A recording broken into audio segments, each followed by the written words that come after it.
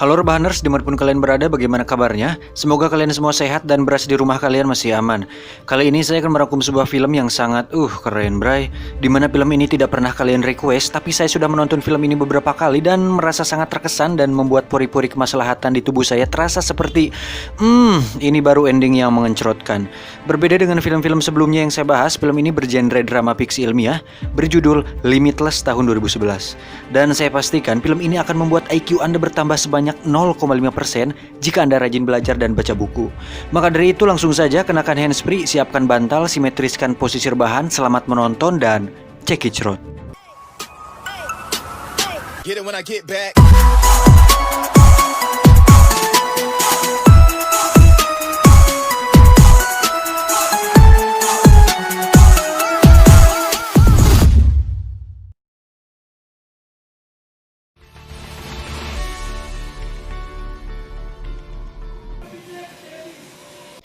Film ini diawali dengan memperlihatkan seorang pria yang sedang berdiri di tepi gedung apartemen. Terdengar di luar pintu apartemennya ada orang yang teriak-teriak dan sedang mencoba membuka pintu tersebut. Bisa diambil kesimpulan, pria ini sedang menghindari orang tersebut dengan menjatuhkan dirinya ke bawah gedung tinggi tersebut. Pertanyaannya, kenapa dia nekat melakukan itu? Mari kita ikuti alur kisahnya. You see that guy? Kisah akan berfokus pada seorang penulis amatir yang hidupnya berantakan dan lebih tepat disebut sebagai seorang pengangguran. Pria itu bernama Edward Mora, tapi sering dipanggil dengan nama Eddie. Hari-harinya sangat madesu sekali dan itu terlihat dari tulisannya yang tidak kunjung selesai. Tidak ada inspirasi, otak buntu, penuh dengan kegabutan yang membagongkan. Tapi beruntung dia masih memiliki seorang kekasih yang selalu setia. Namanya Lindy. Ini dia. Dalam percakapan di restoran tersebut, mereka membicarakan tentang karir Eddie yang tidak jelas. Sehingga Lindy memutuskan untuk meninggalkannya karena kehidupan madesunya tersebut. I was your girlfriend. Eddie pun menyinggung masa lalunya perihal dirinya yang sebelumnya sudah pernah menikah dengan seorang wanita bernama Melissa yang sekarang sudah menjadi mantan istrinya. Tapi Lindy memutuskan Eddie bukan karena hal tersebut, melainkan agar Eddie mikir bahwa menjalin sebuah hubungan bukan hanya sekedar pengencrotan dan ketulusan, melainkan masalah cuan. Karena no cuan no makan, no cuan no jajan. Dan akhirnya Lindy pun pergi begitu saja.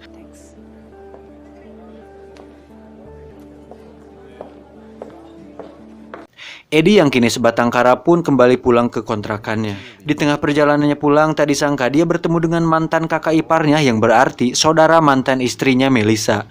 Namanya Vernon. Dulu dia dikenal sebagai seorang pengedar narkoba, namun sekarang katanya dia bekerja di salah satu perusahaan farmasi. Melihat Eddie yang hidupnya seperti seorang pengangguran tak berguna, Vernon pun menawarkan sebuah pil kecil berwarna bening. Dia mengatakan pil ini harganya sekitar 8 juta rupiah per pil dan rencananya akan diedarkan tahun depan. Pil ini diyakini bisa merangsang reseptor otak manusia sehingga siapapun yang mengkonsumsi pil ini akan bisa mengakses seluruh kapasitas otaknya, dengan kata lain jenius. Oh no. You don't even know what it is. Awalnya Eddie menolak, tapi karena Vernon memberikannya gratis, dia pun menerimanya. Di tengah perjalanannya pulang, Eddie pun memutuskan untuk menelan pilnya. Karena dia pikir, ya sudahlah kagok edan gratis ini, dan dia pun menelannya. Kemudian Eddie naik tangga menuju ke kamarnya. Tak disangka di sana sudah ada si teteh yang punya kontrakan, dan Eddie sudah beberapa bulan tidak bayar kontrakan. Terpaksa Eddie harus mendengarkan omelan teteh kontrakan tersebut meskipun pikirannya tidak di sana. Dia pun terlihat seperti mulai ngefly karena efek obat tersebut. Dan tiba-tiba, anjir di sini nih kerennya, pilnya mulai bekerja di otaknya dan wow, Eddie pun mulai melihat segala sesuatu lebih jernih, cerah dan jelas.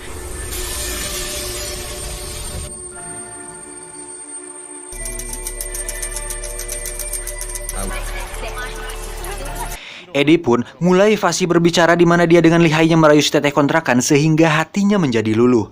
Eddie berkata, "Saya tahu teteh mungkin sedang pusing karena mata kuliah hukum teteh." Si teteh bertanya, "Bagaimana kamu mengetahui aku kuliah jurusan hukum?" Eddie menjawab, "Dari buku yang teteh bawa." Di situ pun dia bingung sendiri kenapa dia bisa tahu soal buku hukum. Setelah diingat-ingat, ternyata dulu waktu masih kuliah dia pernah pacaran dengan seorang wanita jurusan hukum dan dia pernah melihat buku semacam itu di kos-kosannya. Dia pun heran kenapa bisa ingat hal tidak penting seperti itu dan ternyata pil tersebut mampu membuat otak mengakses alam bawah sadar dan mengingat semua hal yang pernah dia dengar dan lihat selama hidupnya. Lalu, si Eddie dan si teteh kontrakan pun mulai berbincang-bincang santai dan alhasil, Eddie pun diberi keringanan pembayaran dengan membantunya menyelesaikan tugas kuliahnya dan dia mendapat sedikit hadiah pengencerotan dari si teteh. Setelah selesai dan masuk ke kamarnya, Eddie pun melihat kamar kontrakannya yang berantakan dan itu tidak bisa dibiarkan. Ternyata, selain ingatan, pil tersebut memberikan kewarasan dan inspirasi dalam tingkat yang lebih tinggi. Eddie yang pemalas pun mulai membereskan seluruh kamarnya. Setelah itu, dia mulai menulis dengan penuh inspirasi dan tanpa rasa lelah.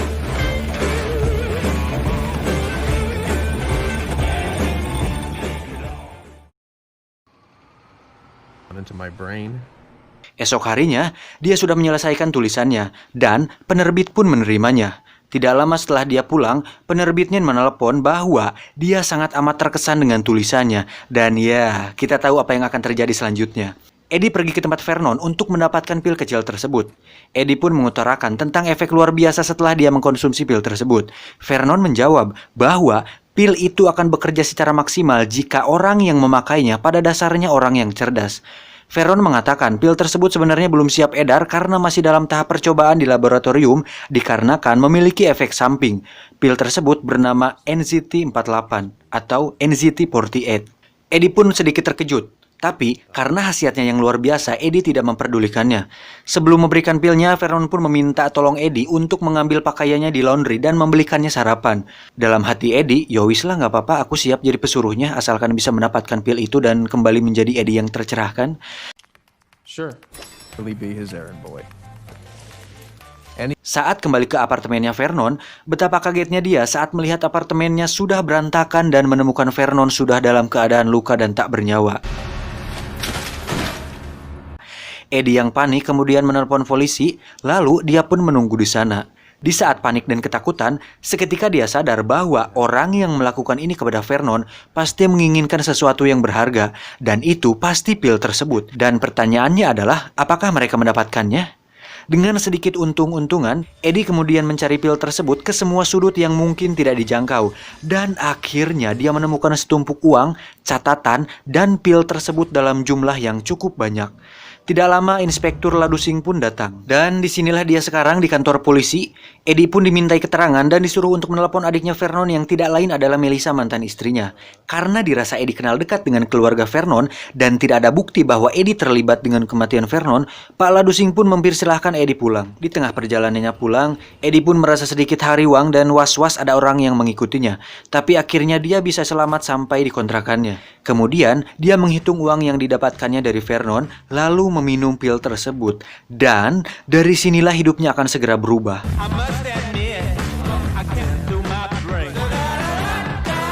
Dengan sedikit uang yang dimilikinya, dikombinasikan dengan motivasi yang kuat dari pil tersebut, Eddie akhirnya bisa menyelesaikan bukunya dalam waktu 4 hari.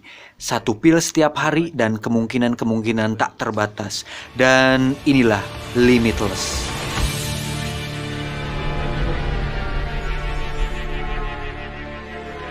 Eddie pun langsung mahir memainkan piano dalam waktu 3 hari. Matematika yang dia pelajari waktu masih sekolah menjadi sangat berguna saat dia pakai untuk berjudi. Dan dia pun selalu menang. Olahraga pun menjadi menyenangkan, bahkan dia bisa mempelajari berbagai bahasa asing dalam waktu singkat. Dengan bahasa dan gaya bicara sempurna, Eddie berubah menjadi sosok pribadi yang menarik bagi siapapun. Bahkan, dia bisa mendiagnosa sebuah penyakit yang diderita tetangganya. Dan tiba-tiba, dia bisa mengetahui dan menguasai berbagai hal.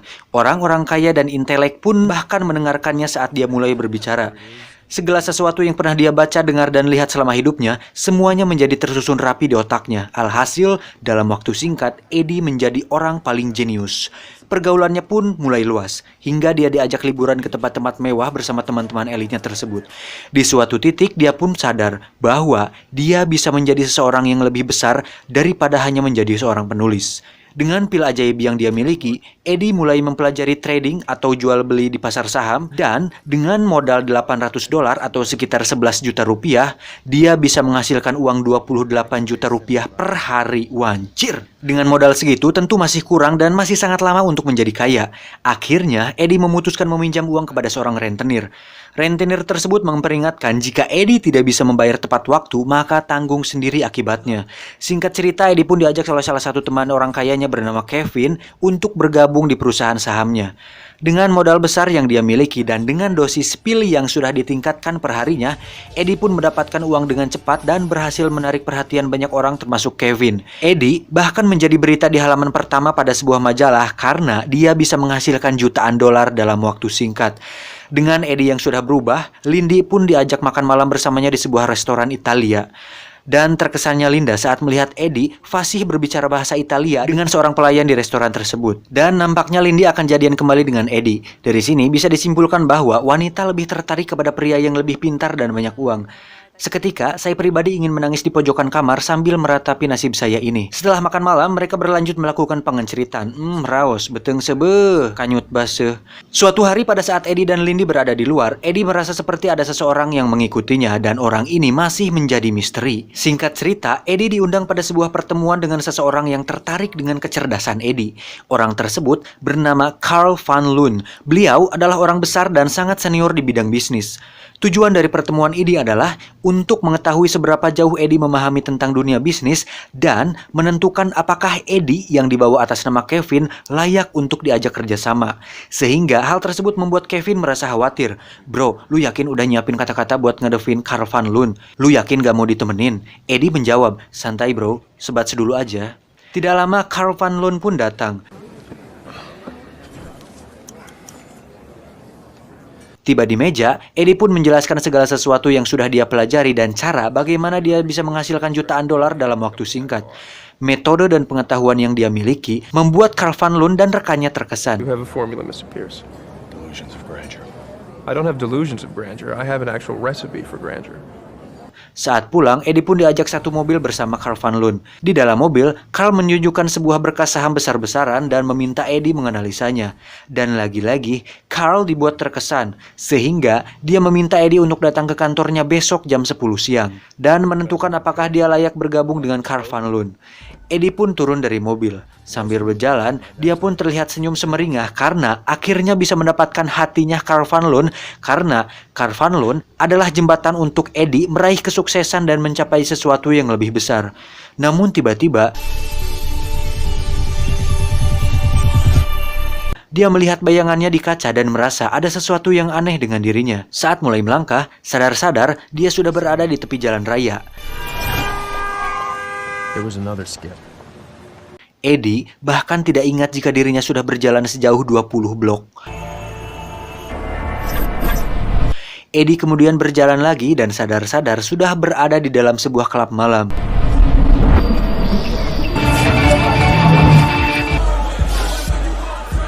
Setelah itu dia berjalan lagi dan bertemu dan mengobrol dengan banyak orang sampai-sampai sadar-sadar dia sudah bersama dengan seorang wanita di sebuah kamar hotel. Eddie sempat melihat seorang pria misterius yang mengikutinya tempo hari, namun lagi-lagi pria itu menghilang. Setelah enak-enak dengan wanita tak dikenal itu, Eddie kembali berjalan dan sadar-sadar sudah berada di stasiun kereta api. Di sana, dia tidak sengaja menyenggol sekelompok orang yang sudah siap mengeroyoknya. Don't know how to fight. Eddie yang tidak pernah belajar ilmu bela diri sedikit pun seketika mengingat secara detail setiap gerakan kungfu dan bela diri yang pernah dia tonton di televisi dan video di YouTube. Alhasil, dia pun berhasil mengalahkan orang-orang tersebut.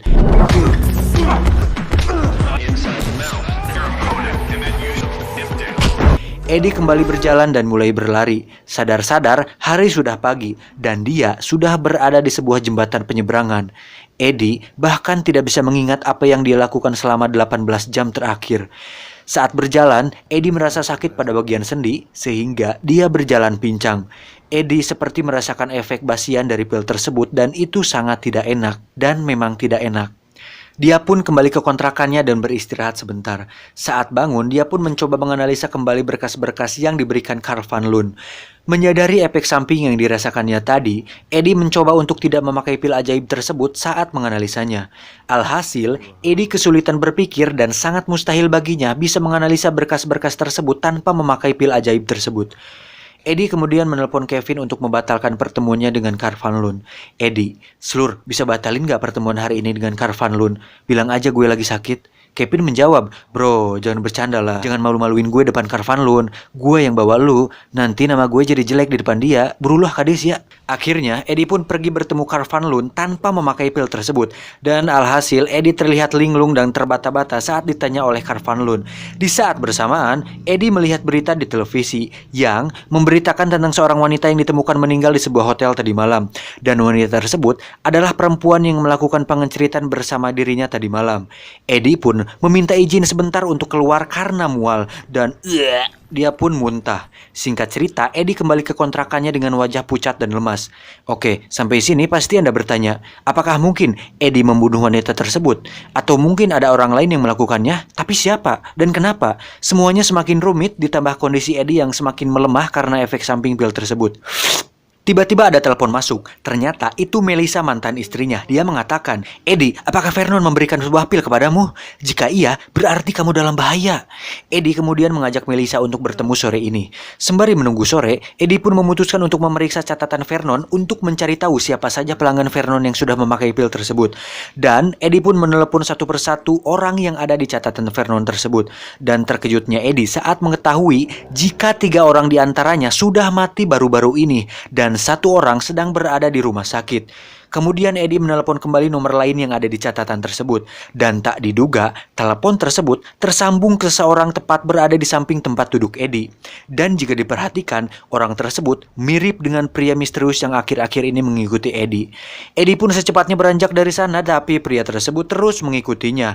Dan terjadilah kejar-kejaran antara pria tersebut dengan Eddie. Beruntung, Eddie bisa lolos dari pria tersebut. Dan akhirnya Eddie pun sampai di tempat pertemuannya dengan Melissa. Betapa terkejutnya Eddie saat melihat kondisi Melissa sekarang. Mereka pun berbincang di sana dan Eddie kembali dibuat terkejut saat Melissa mengatakan jika dirinya juga memakai pil tersebut 2 tahun yang lalu. Melissa mengatakan saat itu dia berhenti memakai pil tersebut karena mendengar kabar dari Vernon bahwa beberapa orang mati karena mengkonsumsi pil tersebut. Saat dia mulai berhenti minum pil tersebut, dia jatuh sakit. Dia merasakan sakit kepala, penurunan stamina, dan kesulitan berkonsentrasi lebih dari 10 menit. Melissa pun menyarankan agar Eddie berhenti memakai pil tersebut. Namun, Eddie dibuat dilema, karena jika dia berhenti sekarang, maka semua yang sudah dia capai saat ini akan lenyap begitu saja. Melissa pun pamit untuk pulang. Di tengah perjalanan, Eddie masih dibuat terkejut dengan apa yang akan dialaminya nanti. Dia kemudian mengambil pil ajaibnya dari saku untuk dia minum. Tapi tiba-tiba si rentenir datang untuk menagih uangnya kembali. Eddie yang sedang lemah pun tidak bisa berbuat apa-apa. Dia pun dihajar oleh si rentenir. Dan tidak sengaja melihat pil tersebut di tangan Eddie, si rentenir pun mengambilnya. Dia bertanya, "Obat apa nih, Jing?" Eddie menjawab, "Bukan apa-apa bang, itu cuma bodrek buat sakit kepala saya." Rentenir, "Jangan ngawadul kamu, barang bagus nih kayaknya." Lalu si rentenir itu pun menelannya. Singkat cerita, Eddie pun mencairkan uangnya di bank untuk melunasi hutangnya kepada si rentenir. Dan saat itu pula, si rentenir sudah merasakan efek dari pil tersebut. Dia mengatakan, "Obat apaan anjing, enak banget, gila, cabut lu dari sini." Dengan badan sempoyongan, Eddie kemudian pergi ke kantor tempat Lindy bekerja. Di sana, Eddie mengatakan semuanya dengan jujur. Eddie meminta tolong kepada Lindy untuk mengambil sisa pil tersebut yang dia sembunyikan di balik kerang di rumahnya Lindy. Lindy pun mengambilnya. Tapi saat di perjalanannya kembali ke kantor, Lindy menelepon Eddie bahwa dirinya seperti diikuti oleh seseorang. Dan ternyata itu adalah si pria misterius tersebut. Dari sini terjadi adegan kejar-kejaran antara pria tersebut dengan Lindy. Lindy pun berhasil sembunyi di balik batu, namun dirinya terpojok. Kemudian dia menelepon kembali Eddie. Eddie lalu menyuruh Lindy untuk mengambil satu pil tersebut dan menelannya.